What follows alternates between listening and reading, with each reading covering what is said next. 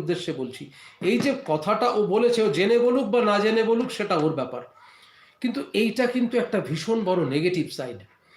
বাচ্চাদের আপনারা সব, মানে এটা কিন্তু গুগল রিপোর্ট বলছি আমি, বাচ্চাদের শতকরা মানে 90% বাচ্চাকেই নেগেটিভিটি ইনজেক্ট করা হয় তার ঘর থেকে। একদম। আপনি যদি কখনো আপনার বাবাকে গিয়ে বলেন, বা আপনার ছেলে যদি আপনাকে এসে বলে যে বাবা আমি না ভাবছি ইউপিএসসি ক্র্যাক করব, আমি ইউপিএসসি দেব, আপনার বাবা খানিকক্ষণ আপনার দিকে তাকিয়ে থাকবেন, বলবেন তুই পারবি, তোর দ্বারা হবে। খুব কম বাবা মা আছেন, 5% বাবা মা আছেন যারা বলবেন ডেফিনেট, তুমি তৈরি করো, তুমি তুমি প্রস্তুতি নাও, আমি আছি সঙ্গে। 5% বাবা মা বলেন, 95% বাবা মাই বলেন তোকে দিয়ে হবে, তুই পারবি। এটা কি?